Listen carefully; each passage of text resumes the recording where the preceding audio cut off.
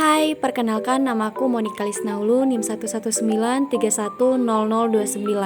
Kali ini aku akan menjelaskan bahaya yang mana antara tersengat arus listrik AC atau arus listrik DC. Sebelum kita mengetahui bahayanya, kita harus tahu apa itu arus listrik. Arus listrik adalah perbandingan antara tegangan masuk dengan hambatan rangkaian listrik. Arus listrik terbentuk adanya aliran-aliran muatan listrik yang mengalir pada medium tertentu. Arus listrik terbagi menjadi dua bagian, yaitu arus listrik searah atau DC dan arus listrik bolak-balik atau AC. Arus listrik AC akan berbalik arah ketika mengalir di suatu rangkaian, sedangkan arus listrik DC tetap mengalir satu arah dengan rangkaiannya. Nah, satuan dari arus listrik adalah ampere. Nah, apakah teman-teman semua pernah tersengat listrik atau tersetrum? Bagaimanakah kita bisa tersetrum? Dan apa bahaya-bahaya dari tersetrum? Jadi, tersengat listrik atau kesetrum adalah peristiwa di mana terdapat aliran listrik yang mengalir pada tubuh kita.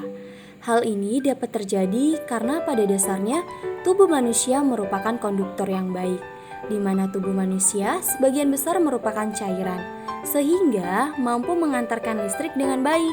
Arus listrik akan mengalir dari titik yang memiliki tegangan tinggi ke tegangan yang lebih rendah.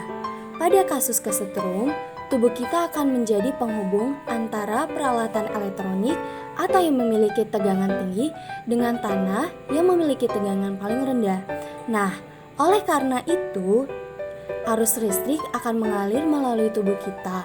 Hal ini sesuai dengan sifat alami listrik yang akan mencari jalan terdekat menuju bumi. Nah, bahaya yang mana?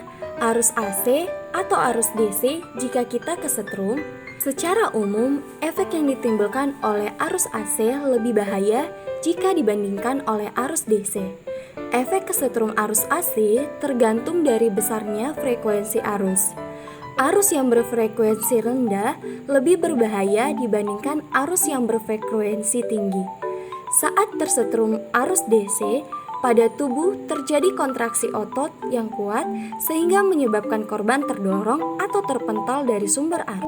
Sedangkan jika tersetrum arus AC, saraf korban akan terganggu yang menyebabkan otot terpaku pada posisinya sehingga korban tidak dapat melepaskan genggamannya dari sumber listrik. Hal ini menyebabkan korban terkena sengatan listrik lebih lama sehingga cedera yang dialami pun lebih berat.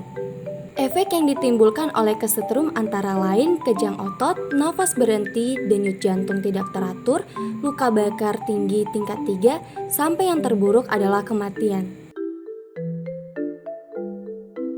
Demikianlah penyampaian dari saya, Monica Godaan si tampan rupa. Mohon maaf jika ada salah kata. Terima kasih.